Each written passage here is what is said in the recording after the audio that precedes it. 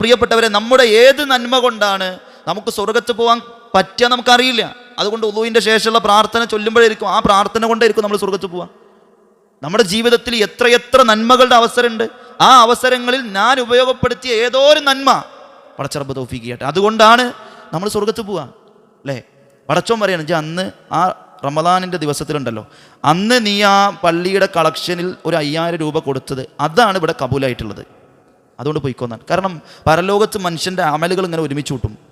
എന്നിട്ട് അള്ളാഹ് മലക്കുകളോട് പറയും, ഇഖ്ബലു ഹാദിഹി വറുദ്ദു ഹാദിഹി, ഇതൊക്കെ അങ്ങോട്ട് എടുത്തോളിയും ബാക്കിയൊക്കെ അങ്ങോട്ട് വലിച്ചെറിഞ്ഞോളി എന്നാണ്. അപ്പം മലക്ക് പറയും, റബ്ബേ യാ റബ്ബി മാ നറാ ഇല്ലാ ഖൈറ, റബ്ബേ ഇതൊക്കെ നല്ല തന്നെയാണല്ലോ ഞങ്ങൾ കാണുന്നത്, പക്ഷെ അള്ളാഹ് പറയുന്നു ചിലതൊക്കെ അങ്ങോട്ട് മാറ്റി വെക്കുക, ചിലതൊക്കെ തള്ളിക്കളയുക.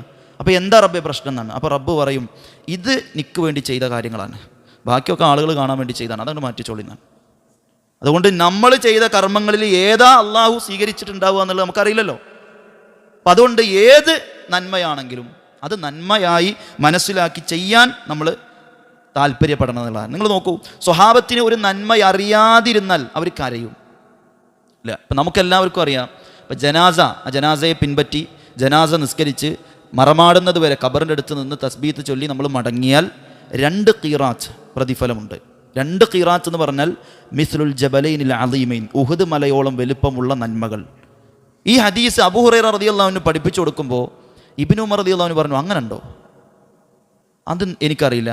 അബൂ ഹുറൈറ ചിലപ്പോൾ കൂടുതൽ പറയുണ്ടാവും, അതുകൊണ്ട് ആയിഷ ബീവിനോട് ചോദിക്കാം എന്ന് പറഞ്ഞ് ഇബ്നു ഉമർ റളിയല്ലാഹു അൻഹു ആയിഷ ബീവിൻ്റെ അടുത്തെത്തി.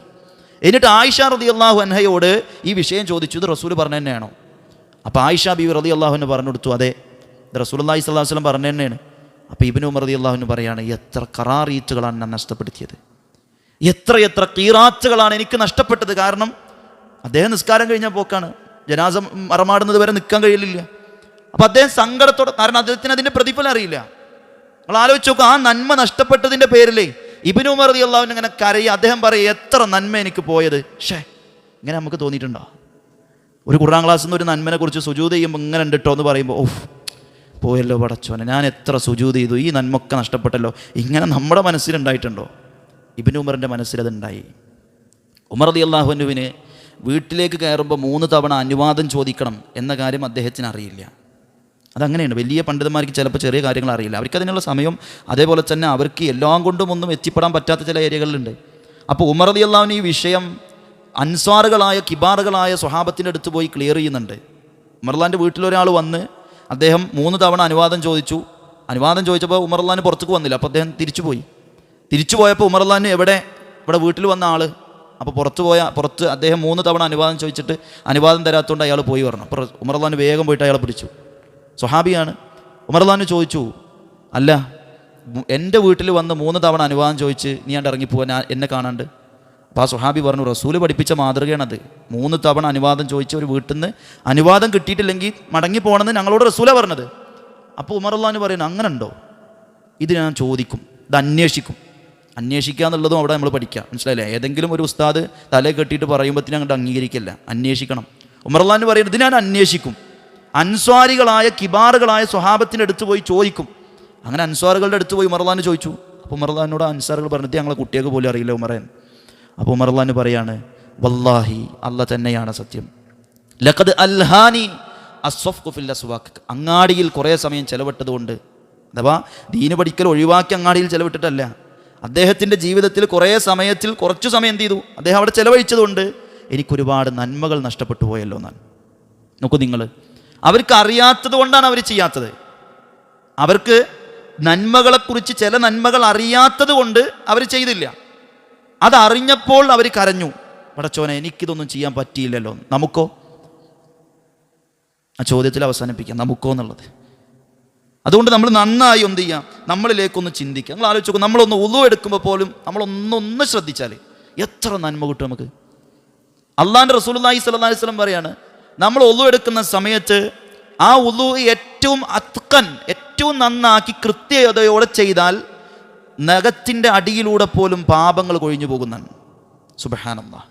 നഖത്തിൻ്റെ അടിയിലൂടെ പോലും നമ്മുടെ വെള്ളം ഇങ്ങനെ ഉറ്റിപ്പോകുമ്പോൾ പ്രിയപ്പെട്ടവരെ, അതിൽ നിന്ന് പോലും നമ്മുടെ പാപങ്ങൾ ഇങ്ങനെ കൊഴിഞ്ഞു പോകുന്നതാണ്.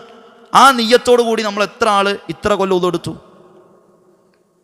നമ്മൾ എത്ര ആള് ഇപ്പോൾ കഴിഞ്ഞ ളുഹർ നിസ്കാരത്തിന് പോലും ഉളു എടുക്കുന്ന സമയത്ത് പടച്ചോൻ എൻ്റെ മുഖത്തേക്ക് ഈ വെള്ളം ഉണ്ടാകുമ്പോൾ എൻ്റെ ഇവിടുത്തെ മുഴുവൻ തെറ്റുകൾ അങ്ങോട്ട് മാഞ്ഞു പോവാണല്ലോ എന്ന നീയത്തോടു കൂടി നമ്മൾ ഉളു എടുക്കണ്ടോ? അങ്ങനെ ഉളു എടുക്കുമ്പോണ്ടല്ലോ അന്തക്കേട് ഉണ്ടാവില്ല, കഴുകിയില്ലേ എന്നുള്ളൊരു ബോധക്കേടൊന്നും ഉണ്ടാവില്ല.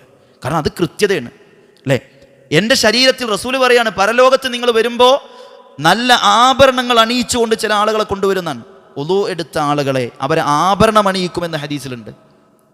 മറ്റൊരു ഹദീസിലുള്ളത് അവരുടെ അവയവങ്ങൾ പ്രകാശിച്ചു കൊണ്ടിരിക്കും, ഇങ്ങനെ തിളങ്ങിക്കൊണ്ടിരിക്കുന്നതാണ്.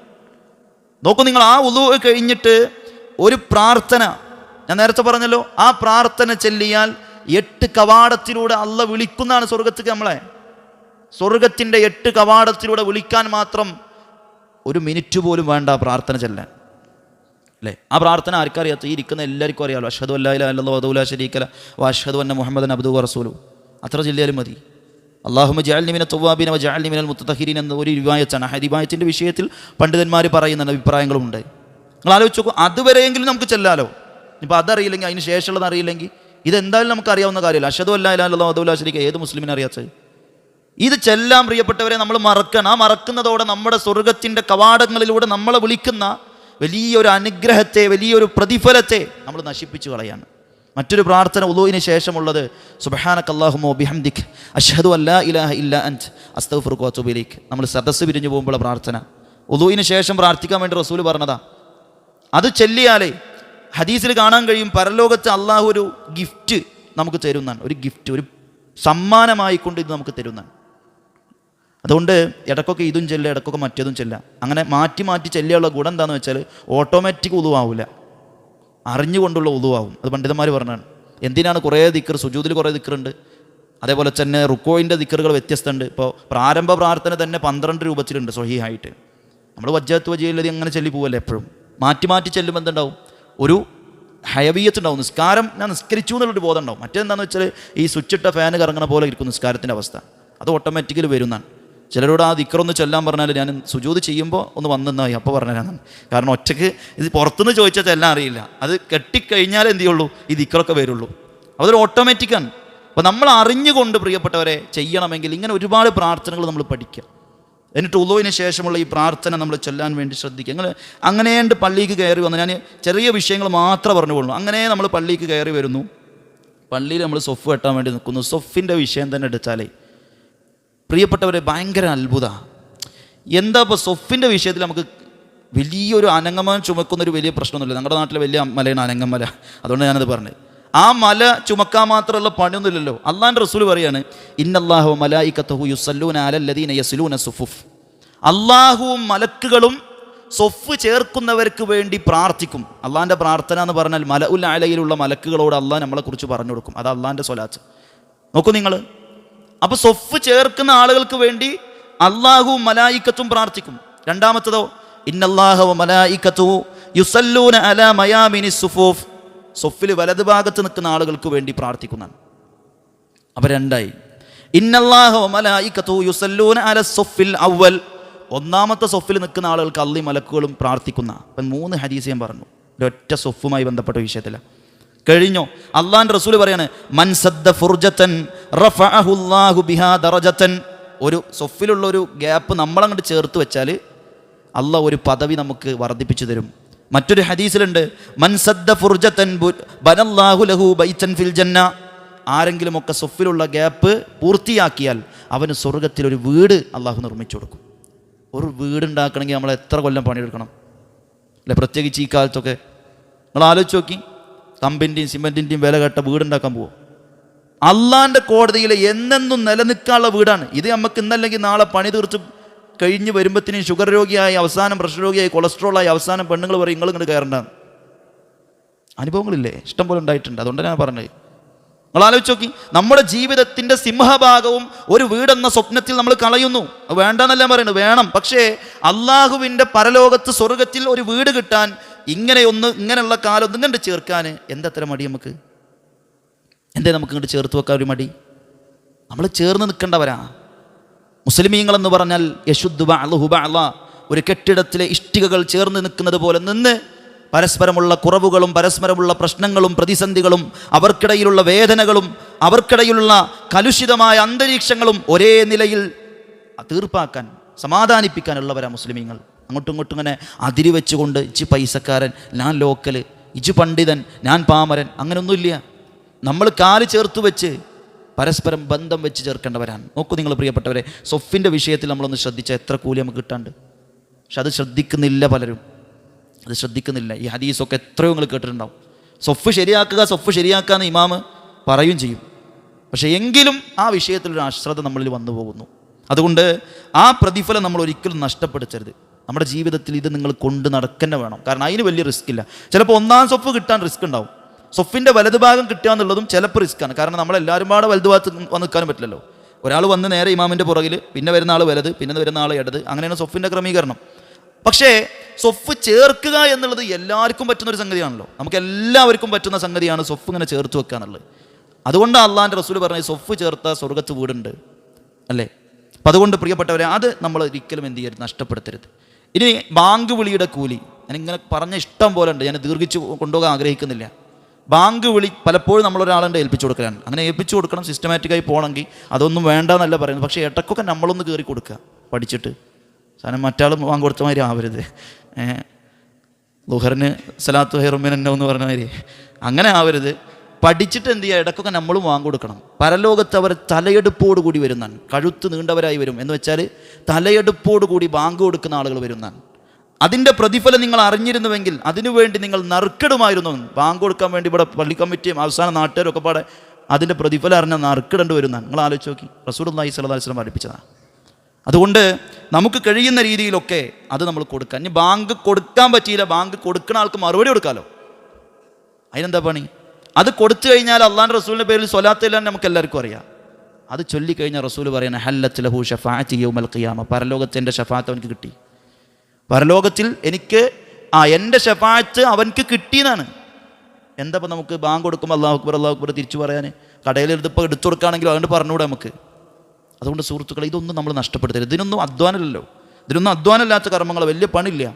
2 നമുക്ക് റസൂല് പറയാണ് 360 സന്ധികളുണ്ട് മനുഷ്യ ശരീരത്തിൽ. ഇതിനൊക്കെ സ്വതക്കുണ്ട്.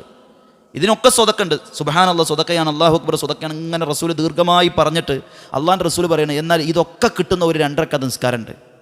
ഈ 360 സന്ധികൾ കൊണ്ട് സ്വതക്ക ചെയ്തതിന് സമാനമായ പ്രതിഫലം കിട്ടുന്ന 2 റക്അത്ത് നിസ്കാരമുണ്ട്. റക്അത്ത ളുഹ, ളുഹയുടെ 2 റക്അത്താണ് സുഹൃത്തുക്കളെ, ളുഹ നമസ്കാരം. അതുകൊണ്ട് അതും നമ്മളാൽ കഴിയുന്ന ആളുകളൊക്കെ നിർവഹിക്കാൻ വേണ്ടി ശ്രദ്ധിക്കണം എന്നുള്ളതാണ്. അതേപോലെ ആമീൻ പറയുമ്പോൾ, ഞാൻ ഓടിച്ചു പോവാം, ആമീൻ പറയുന്ന സമയത്ത് ചിലർക്ക് അത് മടിച്ചാണ്. ഇപ്പം ചില ആളുകളൊന്നും ആമീൻ ഉറക്കാണ്ട് പറയുന്നില്ല. ആമീൻ ഉറക്കം പറയണം. സ്വഹാബക്കൾ അവരുടെ പള്ളിയിൽ ലൊജ്ജ എന്നാണ് പറഞ്ഞത്, ഒരു അട്ടഹാസം പോലെ ആമീൻ എന്നിങ്ങനെ മുഴങ്ങി കേൾക്കുമായിരുന്നു എന്നാണ്. ആമീൻ ഉറക്കം പറയാനുള്ളതാണ്. അതുകൊണ്ട് ആമീൻ എന്ന് പറയുമ്പോൾ പ്രിയപ്പെട്ടവരെ, അള്ളാഹിൻ്റെ റസൂൽ പറയാണ്, നമ്മുടെ ആമീനും മലക്കുകളുടെ ആമീനും യോജിച്ച് ഒത്തുവരികയാണെങ്കിൽ നമ്മുടെ മുഴുവൻ പാപവും കഴിഞ്ഞു പോയത് പുറത്തു തരുന്നതാണ്. എന്തപ്പോൾ ആമീൻ പറയാൻ കുറേ സമയം വേണം.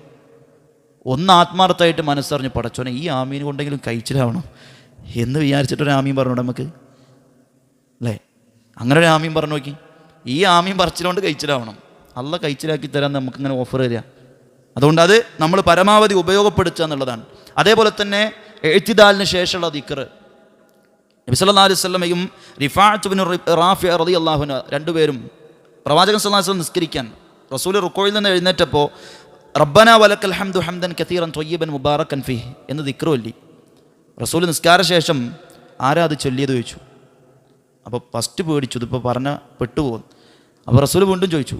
അപ്പോൾ റിഫാഅത്ത് ബിൻ റാഫി റളിയല്ലാഹു അൻഹു എഴുന്നേറ്റ് എന്ന് പറഞ്ഞു, റസൂലെ ഞാനാ പറഞ്ഞത്. അപ്പോൾ റസൂലുള്ളാഹി സ്വല്ലല്ലാഹു അലൈഹി വസല്ലം പറയുന്നത്, നീ ചൊല്ലിയ ദിക്ർ എഴുതിയെടുക്കാൻ 30ഓളം മലക്കുകൾ മത്സരിക്കരുന്നു. റബ്ബന ലക്കൽ ഹംദു അല്ലേ ഹംദൻ കതീറൻ ത്വയ്യിബൻ മുബാറക്കൻ ഫീഹ് എന്ന ആ ചൊല്ലിയ ദിക്റിനെ എഴുതിയെടുക്കാൻ 30 മലക്കുകൾ മത്സരിക്കുന്നത് ഞാൻ കണ്ടു എന്നാണ് റസൂൽ പറഞ്ഞത്.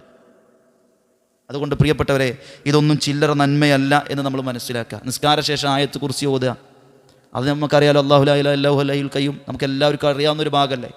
അത് ചെല്ലാത്ര സമയം വേണം. നിസ്കാരം കഴിഞ്ഞ് ഒരു 5 മിനിറ്റെങ്കിലും നമുക്ക് ചിലവഴിച്ചൂടെ? ചിലവർക്ക് പടച്ചോ മറ്റേ മെസ്സേജ് അയച്ച പോലെയാണ്. നിസ്കാരം കഴിഞ്ഞ് ഉടനെ എടുത്തിട്ട് നോക്കും. കാരണം ഇത് കബൂൽ ചെയ്ത് മറ്റേതുണ്ടല്ലോ, OTP വരുന്ന പോലെയാണ്. നിസ്കാരം കഴിഞ്ഞ് നേരെ എടുത്ത് നോക്കിയിട്ട് ഇത് കബൂൽ ചെയ്തിക്കണമെന്ന് അറിയോ വിചാരിക്കും നമുക്ക് ഇത് തോർക്കുമ്പോഴേ. സുഹൃത്തുക്കളെ, നമ്മളിത് കുറച്ച് നേരം ഓഫാക്കി വെക്കുക, അല്ലെങ്കിൽ നമ്മളിത് മാറ്റി വെക്കുക.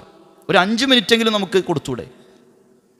അള്ളാഹിൻ്റെ റസൂൽ പറയാണ് സ്വല്ലല്ലാഹു അലൈഹി വസല്ലം, അവിടുന്ന് പറയാണ്, ആയത്ത് കുർസി ഓതിയ ഒരുത്തനെ, നിസ്കാര ശേഷം ആയത്ത് കുർസി ഓതുന്ന ഒരുത്തനെ സംബന്ധിച്ചിടത്തോളം അവൻ്റെ മുമ്പിൽ സ്വർഗത്തിലേക്ക് പോകാനുള്ളത് മരണ തടസ്സമുള്ളൂ എന്നാണ്, മരിച്ചു പോയാൽ മതി എന്നാണ്. അങ്ങനെ ചെല്ലുന്ന ഒരുത്തന് മരണം പേടിയുണ്ടാവുമോ? ഈ ഹദീസ് കേട്ട ഒരുത്തന് മരണം എന്നുള്ളത് എൻ്റെ സ്വർഗത്തിന് ഇപ്പോൾ തടസ്സമായി നിൽക്കുന്നത് മരണമാണ്, അങ്ങനെയല്ല അവൻ വിചാരിക്കുക. അല്ലാണ്ട് മരണത്തിനെ പേടിക്കേണ്ട ആവശ്യമുണ്ടോ? നിങ്ങൾ ആലോചിച്ച് നോക്കി. അപ്പം അതുകൊണ്ട് നമ്മളൊക്കെ ഈ വിഷയത്തിൽ നന്നായി ശ്രദ്ധിക്കണം എന്നുള്ളതാണ് എന്നോടെന്ന പോലെ നിങ്ങളോടും പറയാനുള്ളത്. അതേപോലെ അള്ളാഹുവിൻ്റെ പള്ളിയിൽ വന്ന് സുബഹിസ്കാരമൊക്കെ കഴിഞ്ഞാൽ കുറച്ച് സമയം ഒരു ആയത്തുകൾ നമ്മൾ പഠിക്കുക. അതിനുള്ള സംവിധാനങ്ങളൊക്കെ പള്ളികളിൽ ഉണ്ടാവും ചിലപ്പോൾ. അല്ല, ഖുർആൻ ക്ലാസ്സുകളുണ്ട്. സുഹൃത്തുക്കളെ, അള്ളാഹിൻ്റെ റസൂൽ ഒരിക്കൽ ചോദിച്ചാണ്, പള്ളിയിൽ നിന്ന് വീട്ടിലേക്ക് തിരിച്ചു പോകുമ്പോൾ നല്ല തടിച്ചു കൊഴുത്ത ഒട്ടകത്തെ വേണമെന്ന് പൂതിൻ്റെ ചോദിച്ചു. പാവപ്പെട്ട സ്വഹാബത്ത് അവിടെ ഉള്ളവരൊക്കെ.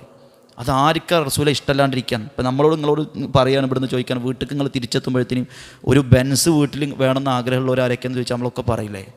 അതേ ഒരു മനോഗതിയാണ് സ്വഹാബത്തിനെ സംബന്ധിച്ചിടത്തോളം ഒട്ടകം. ബിനാക്കത്തൈനി കൂമ ഐനി എന്ന് പറഞ്ഞത്.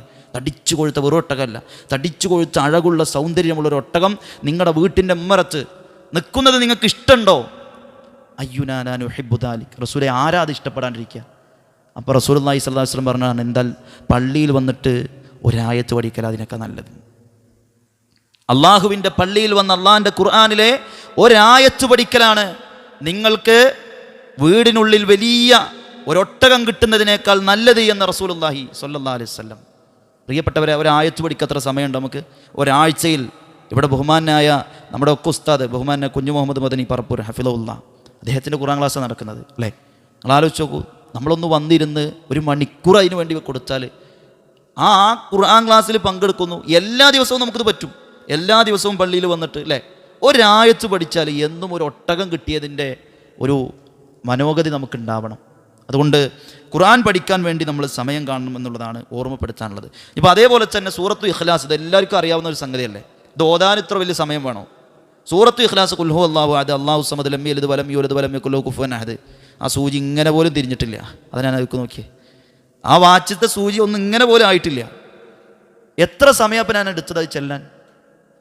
അതൊരു 10 തവണ ചൊല്ലിയാൽ സ്വർഗത്തിൽ വീടുണ്ടെന്നുള്ള ഹദീസല്ലേ? അത് ചൊല്ലിയാൽ അള്ളാഹുവിൻ്റെ റസൂൽ പറഞ്ഞില്ലേ, അള്ളാഹ്ക്ക് ഏറ്റവും ഇഷ്ടമുള്ള സൂറത്താണ്. ഇന്നഹാ സിഫത്തുർ റഹ്മാൻ. ആ സൂറത്തിനോടുള്ള ഇഷ്ടം കൊണ്ട് ഹുബ്ബുക ഇയ്യാഹാ അദ്ഖലകൽ ജന്ന. സൂറത്തു ഇഖ്ലാസിനോടുള്ള ഇഷ്ടം കൊണ്ട് നിന്നെ അള്ളാഹ് സ്വർഗത്തിൽ പ്രവേശിപ്പിച്ചു എന്നാണ് ഒരാളോട് റസൂലുള്ളാഹി സ്വല്ലല്ലാഹു അലൈഹി വസല്ലം പറഞ്ഞത്. അതുകൊണ്ട് സുഹൃത്തുക്കളെ, ഇതൊക്കെ നമ്മൾ ചൊല്ലാനുള്ള സമയം കാണണം എന്നാണ് ഓർമ്മപ്പെടുത്താനുള്ളത്. അള്ളാഹിൻ്റെ റസൂൽ ഒരിക്കലും സ്വഹാബികളോട് ചോദിക്കുകയാണ്. സഅദ് ഇബ്നു മുആദ് റളിയല്ലാഹു അൻഹു, സഅദ് ഇബ്നു അബീ വഖാസ് റളിയല്ലാഹു അൻഹു പറയാണ്, ഞങ്ങൾ റസൂലിൻ്റെ കൂടെ അങ്ങനെ ഇരിക്കുകയായിരുന്നു. അപ്പോൾ റസൂൽ ചോദിച്ചു, ഒരു ദിവസം 1000 നന്മ നേടാൻ നിങ്ങൾക്ക് പ്രശ്നമുണ്ടോ ചോദിച്ചു. ഒരു ദിവസം 1000 നന്മ നേടാൻ വല്ല കുഴപ്പമുണ്ടോ? ആ സമയത്ത് സ്വഹാബികൾ ചില ആളുകൾ പറഞ്ഞു, റസൂലെ 1000 നന്മ ഒരു ദിവസം എങ്ങനെ പറ്റുക? അപ്പോൾ റസൂൽ പറഞ്ഞു, 100 തവണ തസ്ബീഹ് ചൊല്ലിയാൽ മതി എന്നാണ്. 100 തവണ സുബ്ഹാനല്ലാഹ് ചൊല്ലിയാൽ 1000 നന്മ നിങ്ങൾക്ക് കിട്ടും, 1000 തിന്മ മായ്ച്ചു കളയും. പ്രിയപ്പെട്ടവരെ, 5 മിനിറ്റ് 6 മിനിറ്റ് 10 മിനിറ്റ് ഏറിപ്പോയാൽ 100 തസ്ബീഹ് ചെല്ലാൻ നല്ല രൂപത്തിൽ അച്ചടക്കത്തോടെ 10 മിനിറ്റ് കൊണ്ട് 1000 നന്മ നമുക്ക് തരാമെന്ന് പറഞ്ഞ അർഹമുറാഹിമായ പടച്ചറബിൻ്റെ കാരുണ്യത്തെക്കാൾ വിശാലമായ എന്താ ഉള്ളത് ലോകത്ത്? അതുകൊണ്ട് പ്രിയപ്പെട്ടവരെ, ഇതൊക്കെ നമ്മൾ ചൊല്ലാൻ വേണ്ടി സമയം കാണണം. സുബ്ഹാനല്ലാഹി വബിഹംദിഹി, സുബ്ഹാനല്ലാഹിയുടെ കൂടെ വബിഹംദിഹി എന്നുകൂടെ ചേർത്ത് 100 തവണ ചൊല്ലിയോക്കി. നിങ്ങളുടെ പാപങ്ങൾ സമുദ്രനുരയോളം ഉണ്ടെങ്കിലും പടച്ചറബ് പുറത്തു തരും. സമുദ്രനുരയോളം നിങ്ങളുടെ പാപങ്ങൾ ഉണ്ടെങ്കിൽ അതല്ല പുറത്തു തരുന്നതാണ് അല്ലേ? രാവിലെയും വൈകുന്നേരമുള്ള ദിക്ർ ഇത് നമ്മൾ എന്തായാലും ചൊല്ലണം, നിർബന്ധമാണ്. നിർബന്ധമാണെന്ന് പറഞ്ഞാൽ അതിൻ്റെ ഹുക്കുമ ഞാൻ പറഞ്ഞതല്ല. ഇത് നമ്മൾ ചെല്ലാനുള്ള സമയം നിർബന്ധമായി കാണുന്ന വേണം. കാരണം അത് ചെല്ലുന്ന ഒരാളെ സംബന്ധിച്ചിടത്തോളം അയാളുടെ ഈമാൻ വേറെ ലെവലിരിക്കും. അയാളുടെ ഈമാൻ ഒരു വേറെ ലെവലിലേക്ക് മാറും. അതുകൊണ്ട് മഹാനായ ഷെയ്ഖുൽ ഇമാം ഖുർത്തുബിയുടെ കഥയിൽ, ചരിത്രത്തിൽ കാണാൻ കഴിയും. അദ്ദേഹത്തെ ഒരിക്കൽ ചേള് കുത്തിയപ്പോൾ അദ്ദേഹം ഇങ്ങനെ ആലോചിച്ചു എന്നാണ്, ഇന്നിപ്പോൾ ഏത് ദിക്റാ ചെല്ലാണ്ടിരുന്നത്? അങ്ങനെയാണ് ജീവിതത്തിൽ എന്തെങ്കിലും അപകടം പറ്റുമ്പോൾ അവരാലോചിച്ചത് പടച്ചോനുമായിട്ടുള്ള വല്ല വിഷയത്തിൽ പ്രശ്നമുണ്ടോ എന്നാണ്. നമ്മൾ വേഗം ആലോചിക്കുക, ഇന്നെന്താ ഷൂസ് കുടഞ്ഞില്ലേ, അല്ലെ ഡ്രസ്സ് എടുത്തപ്പോൾ എന്താ ഇപ്പോൾ ഒന്ന് പറ്റിയത്? അവർ ജീവിതത്തിൽ എന്തെങ്കിലും ഒരു പ്രതിസന്ധി ഉണ്ടാകുമ്പോൾ നേരെ ആലോചിച്ച് ഞാനും റബ്ബും തമ്മിലുള്ള വിഷയത്തിൽ എന്തെങ്കിലും ഒരു പ്രശ്നം പറ്റിക്കണമെന്നാണ്. ഖുർത്തുബി റഹിമഹുല്ലാഹ് ആലോചിച്ചപ്പോൾ അവസാനം കിട്ടിയ ഉത്തരം ബിസ്മില്ലാഹില്ലദീ ലാ യദുറു മഅ ഇസ്മിഹി ഷൈഉൻ ഫിൽ അർളി വലാ ഫിസ് സമാ വഹുവ സമീഉൽ അലീം. ഈ പ്രാർത്ഥന ചെല്ലാൻ മറന്നുപോയി എന്നാണ്. നിങ്ങൾ ആലോചിച്ച് നോക്കി. അള്ളാഹുവിൻ്റെ റസൂൽ പറഞ്ഞാണ്, ആരെങ്കിലും അത് ചൊല്ലിയാൽ 3 തവണ ചൊല്ലിയാൽ അവൻ്റെ ജീവിതത്തിൽ അന്ന് ഒരു ലുറും ഒരു പ്രയാസവും ഉണ്ടാവില്ല. ഈ ഹദീസ് റിപ്പോർട്ട് ചെയ്യുന്നത് ഉസ്മാൻ റളിയല്ലാഹുവിനുമാണ്. അന്ന് ഉസ്മാൻ റളിയല്ലാഹുവിൻ്റെ ശരീരത്തിന് ചെറിയൊരു വാദം പോലുള്ള ഒരു അസുഖം പിടിപെട്ടിട്ടുണ്ട് അന്നത്തെ ദിവസം. അപ്പോൾ ഒരാളിങ്ങനെ നോക്കി, ഇതിപ്പോൾ നിങ്ങൾ ഇന്ന് ചൊല്ലിയിട്ടും നിങ്ങൾക്കിപ്പോൾ വാദമല്ലേ. അങ്ങനെ ഒരാൾ കുറച്ച് കളിയാക്കിയിട്ട് നോക്കി. അപ്പോൾ ഉസ്മാൻ റളിയല്ലാഹുവിന് പറയണേ, എന്താ നോക്കണ്ട, അന്ന് ഞാനത് ചൊല്ലിയിട്ടില്ല, മറന്നിട്ടുണ്ട് എന്നാണ്. മനസ്സിലായോ? അപ്പോൾ അത് ചൊല്ലിയാൽ നമുക്ക് പ്രയാസങ്ങളിൽ നിന്ന് രക്ഷപ്പെടാമെന്ന് അള്ളാഹു പറയാൻ. ഇനിയിപ്പോൾ അത് ചൊല്ലിയൊരു പ്രയാസം ഉണ്ടായി, ആ ദിക്റിന് പ്രശ്നം അല്ല, അത് അള്ളാഹുവിൻ്റെ പരീക്ഷണമാണ്. നമ്മൾ അങ്ങനെ തന്നെ ഉൾക്കൊള്ളണം. അത് ഖദറാൻ, അത് ആ രൂപത്തിൽ തന്നെ നമ്മൾ ഉൾക്കൊള്ളണം എന്നുള്ളതാണ്. അതുകൊണ്ട് പ്രിയപ്പെട്ടവരെ, ഇതൊക്കെ നമ്മൾ ചൊല്ലാനുള്ള സമയത്തെ ഒക്കെ ഒന്ന് ക്രമീകരിക്കാം. മഹദി ജുബൈരിയ റളിയല്ലാഹു അൻഹ നിസ്കാരത്തിൽ ഇങ്ങനെ ഇരിക്കുക. അപ്പോൾ റസൂൽ പോകുമ്പോഴും നിസ്കരിക്കുന്നുണ്ട്. കുറേ സമയം കഴിഞ്ഞ് റസൂൽ വന്നപ്പോഴും അവരാ മുസല്ലയിലിരുന്ന് ഇങ്ങനെ നിസ്കാരവും കാര്യങ്ങളൊക്കെ ആയിട്ട് കഴിയുക. അപ്പോൾ റസൂൽ ചോദിച്ചു, ഇത്രയും സമയം നീ ഇരുന്നതിൻ്റെ പ്രതിഫലം കിട്ടാനുള്ള ഒരു കാര്യം പറഞ്ഞു തരട്ടെ. ഈ ദിക്ർ എന്ന് പറഞ്ഞാൽ ഭയങ്കര സംഭവമാണ്. അള്ളാഹുവിൻ്റെ റസൂൽ പറയാണ്, സുബ്ഹാനല്ലാഹി വബിഹംദിഹി അദദ ഖൽഖിഹി വരിള നഫ്സിഹി വസിനത അർശിഹി വമിദാദ കലിമാതിഹി. ഇതും പ്രഭാത ദിക്റുകളിൽ നമ്മൾ ചൊല്ലുന്നതാണ്. സുബ്ഹാനല്ലാഹി വബിഹംദിഹി അദദ ഖൽഖിഹി വരിള നഫ്സിഹി വസിനത അർശിഹി വമിദാദ കലിമാതിഹി. 5 പദങ്ങളെ വിശദീകരിക്കാൻ നിന്നാൽ ചിലപ്പോൾ 1 മണിക്കൂർ കൊണ്ടുവരും. ഞാൻ അതുകൊണ്ട് ആ പദത്തിൻ്റെ വിശദീകരണം പോകുന്നില്ല. ഈ ദിക്ർ ചൊല്ലിയാൽ ജുബൈരിയ റളിയല്ലാഹു അൻഹയോട് റസൂൽ പറയാണ്, ഇത്രയും സമയം നീ ഇരുന്നതിൻ്റെ പ്രതിഫലം കിട്ടാൻ ഈ ഒരു ദിക്ർ മതി എന്നാണ്. അതായിരിക്കും മീസാനിൽ ഒന്നുകൂടെ കനം കൂടുക എന്നാണ്. നമ്മൾ നോക്കി സുഹൃത്തുക്കളെ, അതുകൊണ്ട് നമുക്ക് നമ്മുടെ ഹൃദയം കൊണ്ട് പോലും വലിയ നന്മകൾ സൃഷ്ടിക്കാൻ കഴിയും. ഒരു അധ്വാനമല്ല, നാവ് ചലിപ്പിച്ചിട്ടില്ല, മനസ്സുകൊണ്ട് പോലും വലിയ നന്മയുണ്ടാക്കാൻ കഴിയുന്ന മതമാണ് പരിശുദ്ധ ഇസ്ലാം. മഹാനായ റസൂലുള്ളാഹി സ്വല്ലല്ലാഹു അലൈഹി വസല്ലം ഒരിക്കൽ പറഞ്ഞു, സ്വഹാബാക്കൾ ഇങ്ങനെ ഇരിക്കുമ്പോൾ ഇപ്പോൾ ഒരാൾ ഈ സദസ്സിലേക്ക് വരും, അയാളുടെ സ്വർഗ്ഗക്കാരനാണ് അയാൾ. എല്ലാവരും ആകാംക്ഷയോടെ നോക്കിയിരിക്കുക, കാരണം സ്വർഗ്ഗത്ത് പോകേണ്ട ഒരാളെ കാണാൻ പറ്റല്ലേ. അപ്പോൾ ഒരാളിങ്ങനെ വരുന്നുണ്ട്, ചെരുപ്പ് ഇങ്ങനെ കക്ഷത്ത് വെച്ചിട്ടുണ്ട്, തന്നെ താടി രോമങ്ങളിലൂടെ ഉളൂഇൻ്റെ വെള്ളം ഇങ്ങനെ വീഴുന്നുണ്ട്. അപ്പോൾ ഇവരാരും പ്രതീക്ഷിച്ച ഒരാളെ അല്ല. അങ്ങനെ പിറ്റേ ദിവസവും റസൂൽ ഇതേ വാക്ക് പറയാം. അപ്പോഴും വന്നത് ഇതേ രൂപത്തിൽ ഈ വ്യക്തിയാണ്. 3 ദിവസം റസൂൽ പറഞ്ഞു, ഇനി വരുന്ന ഒരാൾ അയാൾ സ്വർഗ്ഗാവകാശിയാണ്. 3 ദിവസം വന്നതും ഇതേ ആൾ. അബ്ദുല്ലാഹി ഇബ്നു ഉമർ റളിയല്ലാഹു അൻഹു ഇങ്ങനെ വിട്ടാൽ പറ്റൂല, മൂപ്പര് എന്ത് നന്മ ചെയ്യണമെന്ന് അറിയണം. അതാണ് അവരുടെ മനോഗതി. നമ്മളാണെന്നുണ്ടെങ്കിൽ മൂപ്പരൊരു ഭാഗ്യമായി എന്തല്ലേ അങ്ങനെ പറഞ്ഞാൽ ഇപ്പം നമ്മളണ്ട് പോകും. സ്വഹാബികൾ നേരെ തിരിച്ചാണ്, ഇയാൾ എന്ത് നന്മ ഇതിന് മാത്രം ചെയ്യണത്, എന്നാൽ അത് പഠിച്ചിട്ടേ വേറെ കാര്യമുള്ളൂ എന്ന് പറഞ്ഞ് 3 ദിവസം മൂപ്പരെ കൂടെ കൂടിയെന്നാണ്. ആ സ്വഹാബിയുടെ കൂടെ അബ്ദുല്ലാഹി ഇബ്നു ഉമർ റളിയല്ലാഹു അൻഹു കൂടി. അവസാനം 3 ദിവസം കഴിഞ്ഞ് അബ്ദുല്ലാഹി ഇബ്നു ഉമർ റളിയല്ലാഹു അൻഹു പറയാണ്, അല്ല, ഞാൻ നിങ്ങളെ കൂടെ കൂടിയത് റസൂൽ ഇങ്ങനെ ഒരു സംഭവം പറഞ്ഞു, അന്നൊക്കെ നിങ്ങളാണ് അവിടെ എത്തിയത്, പക്ഷെ ഞാൻ നിസ്കരിക്കുന്ന അത്ര തന്നെ നിസ്കരിക്കണില്ല. മനസ്സിലായോ? ഞാൻ നിസ്കരിക്കുന്ന അത്ര തന്നെ എന്തില്ല, രാത്രി കൂടുതലായിട്ട് നിസ്കരിക്കുന്നില്ല, ഒരേ നോർമൽ നിസ്കാരം, നോർമൽ ഇതൊക്കെയാണുള്ളത്. പിന്നെ എന്തപ്പോൾ നിങ്ങൾക്ക് ഇതിന് മാത്രം കിട്ടാനെന്നാണ്. അപ്പോൾ ആ വ്യക്തി പറഞ്ഞു കൊടുത്തു, ഞാൻ ഉറങ്ങാൻ നേരത്തിൻ്റെ മനസ്സിൽ ഒരാളോടും ഒരു പകയില്ലാണ്ട് ഉറങ്ങലും, ഒരു മനസ്സിൽ ഒരു മനുഷ്യനോടും വെറുപ്പില്ലാണ്ട് ഉറങ്ങിയപ്പോൾ സ്വർഗം പടച്ചോൻ കൊടുത്തു. മനസ്സിലായോ? അത് ഞാൻ പറഞ്ഞത്, മനസ്സുകൊണ്ട് പോലും സ്വർഗം വാങ്ങാൻ പറ്റും നമുക്ക്. നോക്കൂ നിങ്ങൾ, തൗബക്ക് നമുക്ക് വലിയ പണിയുണ്ടോ പ്രിയപ്പെട്ടവരെ? നമ്മൾ ആലോചിച്ച് നോക്കൂ, നമ്മളിപ്പോൾ ഈ 29ാമത്തെ നോമ്പിൽ നിൽക്കുമ്പോൾ റമളാൻ എന്ന് പറഞ്ഞാൽ ഷഹ്റു തൗബ എന്ന് പറഞ്ഞാൽ തൗബയുടെ മാസം. നമ്മൾ എത്ര തൗബ ചെയ്തിട്ടുണ്ട്? ഞാൻ ആ ഹദീസ് കൂടെ പറഞ്ഞ് ഞാൻ അവസാനിപ്പിക്കാൻ. ദീർഘമായൊരു വിഷയമാണ്, ഞാൻ എവിടെ എത്തൂല അതിൻ്റെ. ഞാൻ അവസാനിപ്പിക്കാൻ, ഇത് മതിയാകും. ഫമൻ കാന ലഹു ലുബ്ബ് എന്ന് പറഞ്ഞ് കുറച്ചൊക്കെ അന്തം ഉള്ള ആളുകൾ എന്നാണ് ഖുർആൻ പ്രയോഗിച്ചത്. കുറച്ചൊക്കെ തിരിച്ചറിവുള്ള ആളുകൾക്ക് ഇതിൽ നിന്ന് തന്നെ ബോധ്യപ്പെടും കുറേ കാര്യങ്ങൾ. അതുകൊണ്ട് പ്രിയപ്പെട്ടവരെ, നമ്മൾ ഈ വിഷയങ്ങളൊക്കെ നന്നായി ഒന്ന് ചിന്തിക്കണം. പരലോകത്തൊരാൾ വരും, അയാൾ തല താഴ്ത്തിയിട്ടാണ് വരിക, നാണം കെട്ടിട്ട്. ഒരുപാട് തെറ്റുകൾ ചെയ്തിട്ടുണ്ട് ഞാൻ. അതുകൊണ്ട് തന്നെ ഭയങ്കരമായ സങ്കടത്തിലാണ് മനുഷ്യൻ വരുന്നത്. തല ഉയർത്താൻ പോലും മടിയാണ്, അത്ര തെറ്റ് ചെയ്തിട്ടുണ്ട്. അള്ളാഹു അദ്ദേഹത്തോട് ചോദിക്കും, ഇതൊക്കെ നീ ചെയ്ത തെറ്റല്ലേ? അദ്ദേഹം പറയും, അതേ റബ്ബേ. അപ്പോൾ അള്ളാഹ് ചോദിക്കും, ഈ ചെയ്തതിനൊക്കെ വല്ല ഉദറുണ്ടോ? ഇങ്ങനെയൊക്കെ ചെയ്യാൻ നിനക്ക് വല്ല കഴിവുണ്ടോ? അപ്പോൾ അദ്ദേഹം പറയും, ഇല്ല റബ്ബേ, ഞാൻ അറിഞ്ഞ് ചെയ്ത തന്നെയാണ്. അപ്പോൾ അള്ളാഹു ചോദിക്കും, അനക്ക് വല്ല ഹസനത്തുണ്ടോ, വല്ല നന്മയും നീ ചെയ്തിട്ടുണ്ടോ? അപ്പോൾ ആ മനുഷ്യൻ പറയും, ഇല്ല റബ്ബേ, ഞാനൊരു നന്മയും ചെയ്തിട്ടില്ല. അപ്പോൾ അള്ളാഹ് പറയുകയാണ് അവനോട്, എന്നാൽ നന്മ ഉണ്ട്, നീ ഒന്ന് വലതുഭാഗത്തേക്ക് നോക്കിക്കാം, വലതുഭാഗത്തേക്കൊന്ന് നോക്കിക്കാം. അള്ളാഹു ഈ മനുഷ്യനിൽ നമ്മെ ഉൾപ്പെടുത്തരുത്. നോക്കൂ നിങ്ങൾ, ഇങ്ങനെ ആവാൻ കഴിയണം നമുക്ക്. അള്ളാഹു പറയണം, ഒന്ന് വലതുഭാഗത്തേക്ക് നോക്കി നോക്ക്. അപ്പോൾ ഇയാൾ വലതുഭാഗത്തേക്ക് നോക്കുന്നതാണ്. തിഹാമ പർവ്വതം പോലെ വെളുത്ത കർമ്മങ്ങൾ അദ്ദേഹത്തിന് വേണ്ടി അവിടെ ഒരുക്കപ്പെട്ടിരിക്കാൻ. ഒന്ന് ഇടതുഭാഗത്തേക്ക് നോക്കൂ എന്നല്ല പറയും. അപ്പോൾ ഇടതുഭാഗത്തേക്ക് നോക്കും, അവിടെയും അതുപോലെ വെളുത്ത കളറിൽ ഇങ്ങനെ തിഹാമ പർവ്വതത്തോളം ഉയർച്ചയിൽ നന്മകൾ ഇങ്ങനെ നിൽക്കുക. അപ്പോൾ ഈ മനുഷ്യൻ പറയും, റബ്ബേ, ഇതൊന്നും എൻ്റെ അല്ല, ഞാനിങ്ങനെ സൽക്കർമ്മങ്ങളൊന്നും ചെയ്തിട്ടില്ല. അപ്പോൾ അള്ളാഹ് പറയും, നിൻ്റെ തൗബ കൊണ്ടാണ് അത് സ്വീകരിച്ചതെന്ന്. നിന്റെ തൗബയാണ്. അഥവാ അള്ളാഹു പറഞ്ഞില്ലേ വിശുദ്ധ ഖുർആനിൽ, ഫഉലൈക യുബദ്ദിലുല്ലാഹു സയ്യിആതിഹിം ഹസനാത്ത്. ആരാണോ തൗബ ചെയ്യുന്നത്, മനസ്സറിഞ്ഞുകൊണ്ട് പടച്ചറബിനോട് ഏറ്റുപറയാൻ തയ്യാറുള്ളവൻ ആരാണോ, തൻ്റെ സങ്കടം കൊണ്ട് റബ്ബേ വന്നുപോയതാണ്, ഇന്നലകളിൽ ഞാൻ ചെയ്തു പോയതാണ്, എനിക്ക് മാപ്പു തരണേ, ഇനി ഒരിക്കലും ഞാൻ അതിലേക്ക് മടങ്ങുകയില്ല എന്ന ദൃഢതീരുമാനത്തോടെയും മനസ്സിൻ്റെ അങ്ങേയറ്റത്തെ ഖേദത്തോടെയും റഹ്മാനായ റബ്ബിലേക്ക് തൗബ ചെയ്തതാരാണോ, പടച്ച റബ്ബ് സുബ്ഹാനഹു വ തആല പറയുകയാ, അവൻ്റെ മുഴുവൻ തിന്മകളെയും അള്ളാഹു നന്മയാക്കി മാറ്റുന്നതാണ്. തിന്മകളെ അള്ളാഹ് നന്മയാക്കി തരും തൗബ ചെയ്താലേ. നമ്മൾ ഇത്രയും കാലം ചെയ്ത തെറ്റുകളെ അള്ളാഹ് എന്ത് ചെയ്തു? നന്മയാക്കി തരുമെന്ന്. അതാ റഹ്മാനായ റബ്ബ്.